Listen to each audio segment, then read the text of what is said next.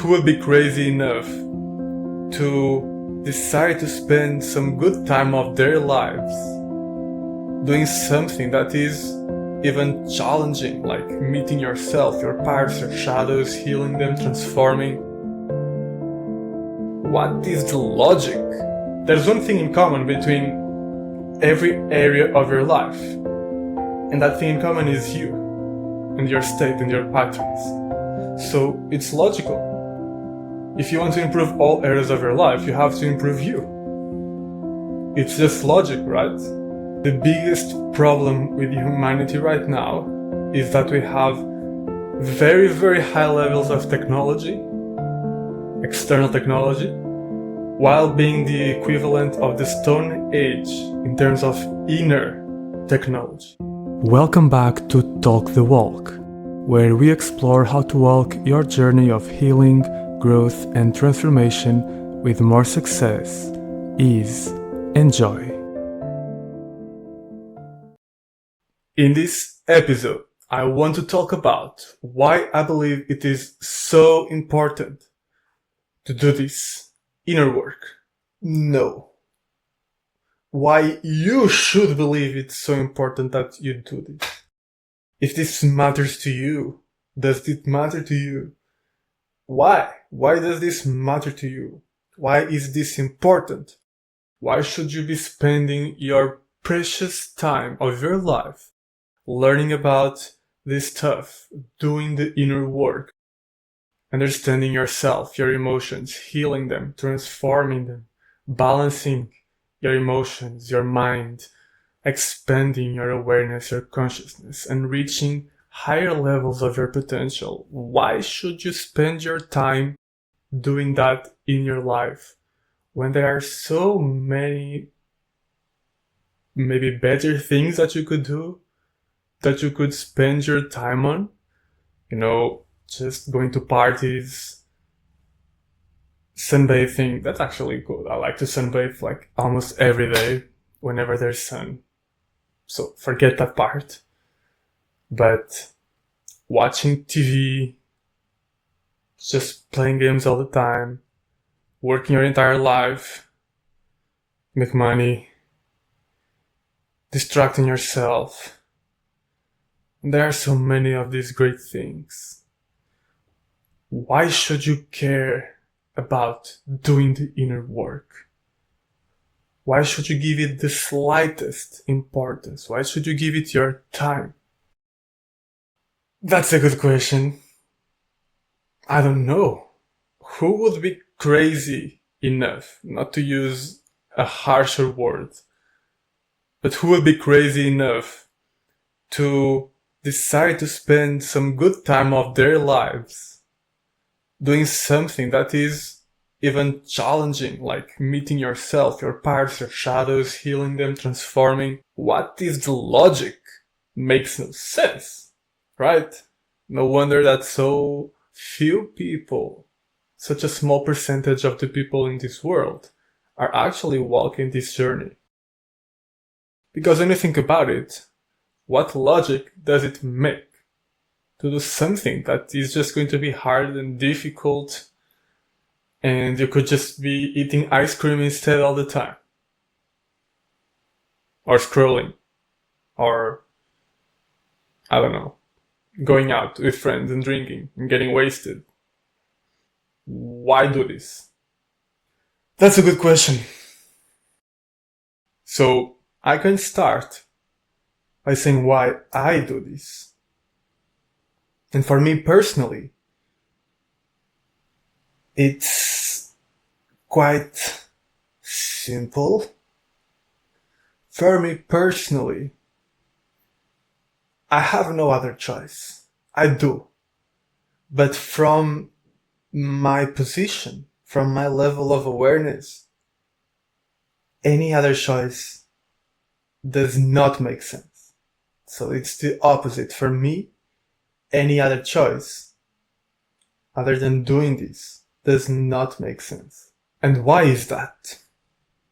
Because at some point in my life, I realized that, like probably every other human being, I want to be happy. then I started looking around and I started seeing how many of the things that people do to make them happy don't actually make them happy. Sometimes it gives them some temporary pleasure, high feeling, high sensation, ecstasy sometimes, excitement, any form of physical or mental pleasure that is temporary.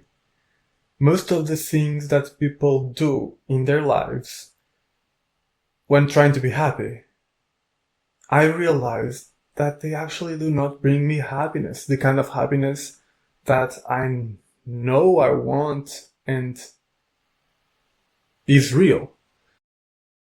It's just a semblance of it.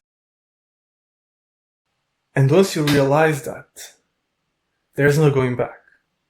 Because before, while you are still in that sleepwalking mode, and you're just going after the things that you think bring you happiness but don't really, you don't think that there's something else, that there's another form of happiness. You just think that's life. You just keep living, seeking after the next pleasure, the next good thing, and never really having a kind of inner satisfaction, inner well-being, inner peace, purpose. It's just going after all the time. And you're not really thinking that there might be any other way of living. So you don't see that. But once you see that, once you realize that's not real happiness, and that there is, that you believe in your heart, you feel in your heart that there is something that is real happiness, and that is what you want to live, and that is not coming from the normal way of living that most people do, there's no going back. You can try to go back, you can pretend for the rest of your life, and just try to live the rest of your life like everyone else, but you're going to be even more dissatisfied than everyone else. Because not only are you dissatisfied because you're not living the real happiness, but you also know that, even if you're trying to suppress that knowing inside yourself, hide from it, you still know it. Now you know it, now you've seen it, so you are even more dissatisfied. Because not only you're not living that real happiness, you also know that you're not. You also know that's not the way. And so, all of this that I'm saying is to get to the point that, for me, personally at least, the choice to make this inner work comes from an awareness that the real source of real happiness is not going to come from something that I take from the world, which this is a different discussion, different episode, but that's the kind of happiness that we would call hedonian.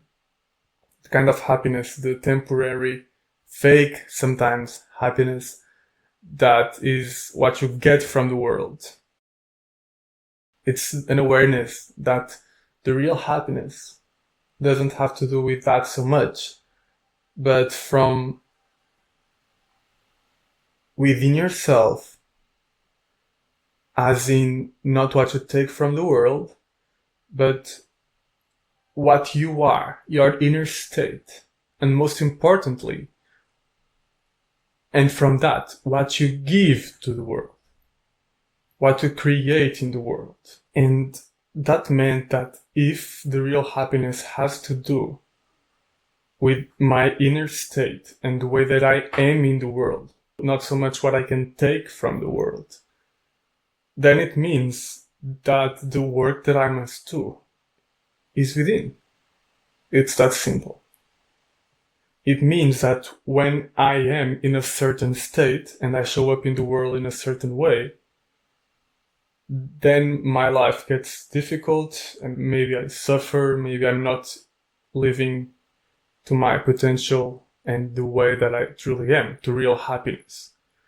But when I am in a different state and I'm showing up in the world in a different way, then I am living to my potential, I am at peace, I am happy, real happiness, I am living with purpose and meaning. And so the work that I must do is the work that will allow me to be more in that second state and show up in the world more in that second way, and be less in that first state and show up in the world less in that first way. It's that simple. Now, that is the core of it all. However, we can take this further, and you can say that even the happiness of what we take from the world, even that is affected by our inner state and the way that we show up in the world. So even if we're thinking that way, even if we're thinking about the kind of goals that we have for our life, which are also meaningful and can also be a source of happiness, especially when integrated in this way that I'm sharing with you. Let's think about those goals as well. We want to have healthy relationships, loving relationships, right? Whether those are romantic relationships, whether they're friendships, family, parents, kids, spouses, partners, friends, all of these are different relationships, and we want them to be healthy and happy and nice and connected and fun. And I think we all can agree that's a very strong source of happiness when thinking of, in a way, what we take from the world, but also what we give to it, because relationships are both, right? So I think we all agree that that's something it's very important for our happiness and well-being.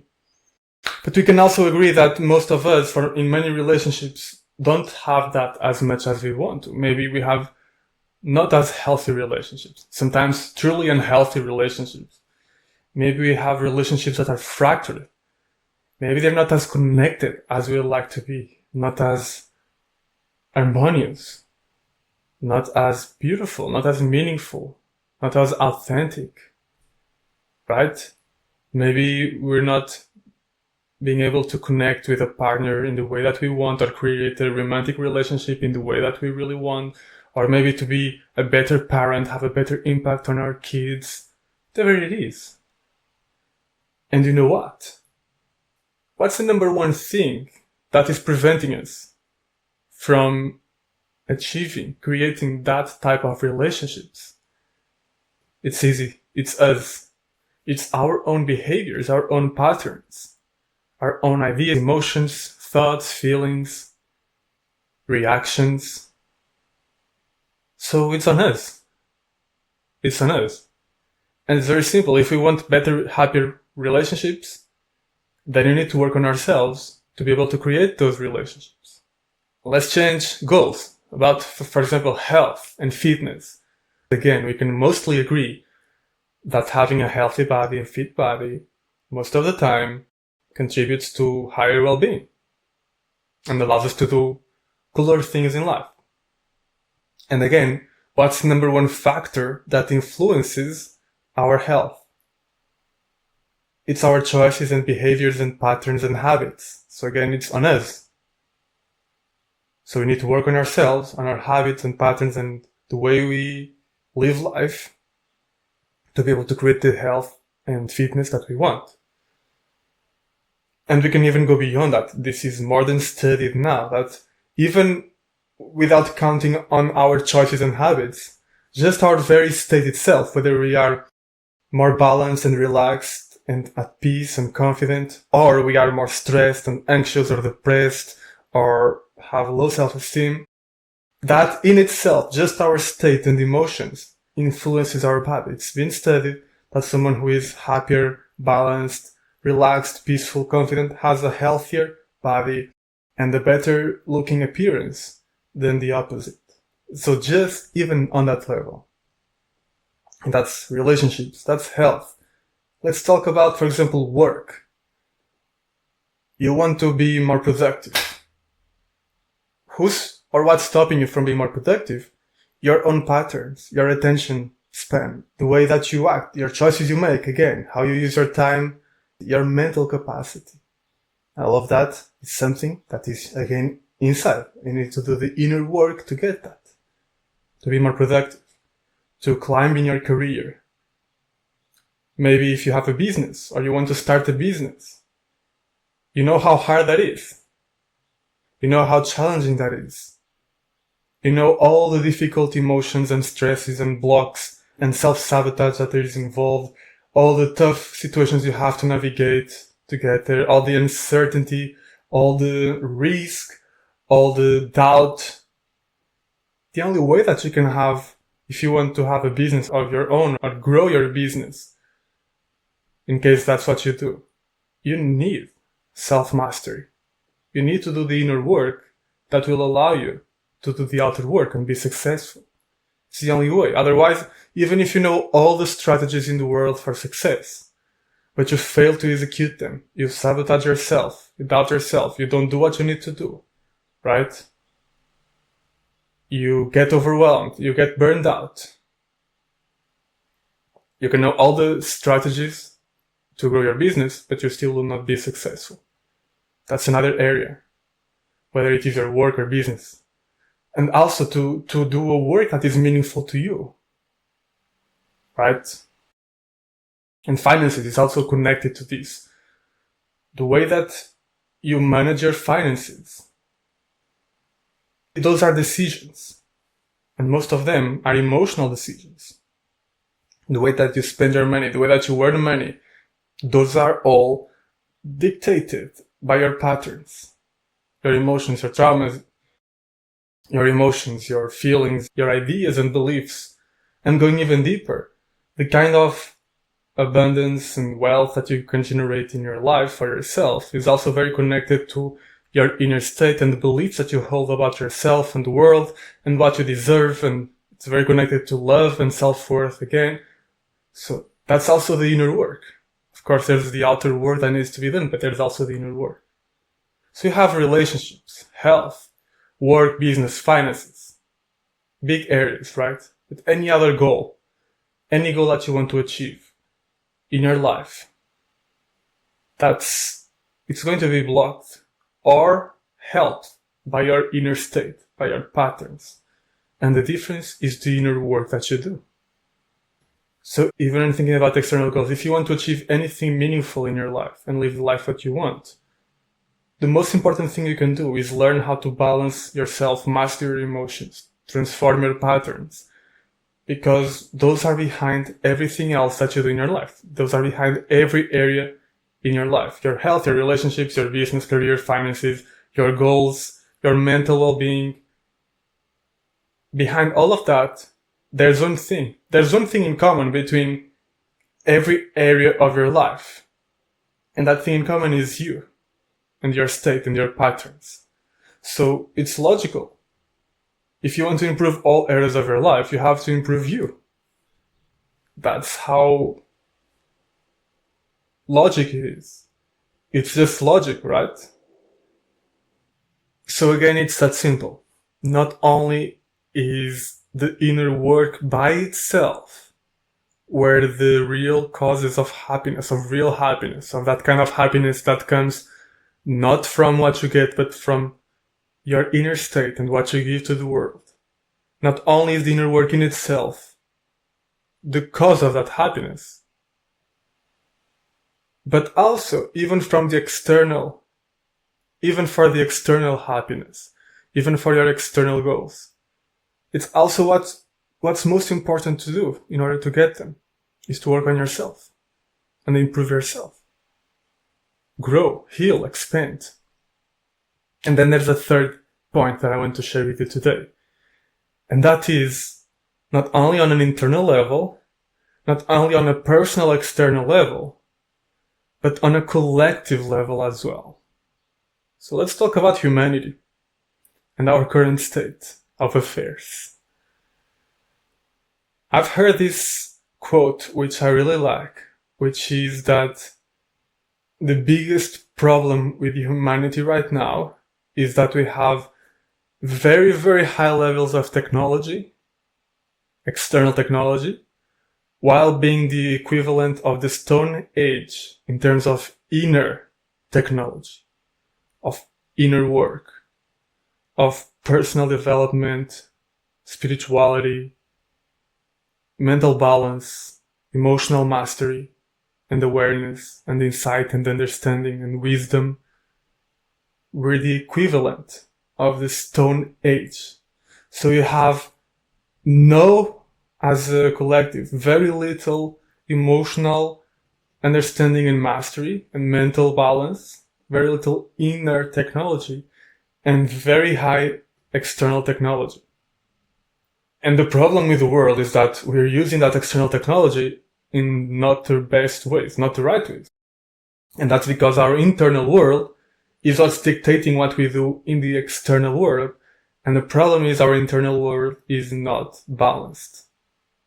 And for me, this was also personally one of the biggest reasons why I not only decided to do this work myself, but why I made it my mission and my purpose to teach this work to others and help as many people in this planet as I can to understand themselves, their inner world, navigate their inner world, transform that, heal, balance their emotions, master themselves, and transform into a higher level of themselves, into their higher potential, into a state where we can then not only live a happier and more connected and more meaningful lives in our personal bubbles, but also as a community, globally, we can create a happier and more balanced and peaceful world where everyone can live with meaning and peace and connection.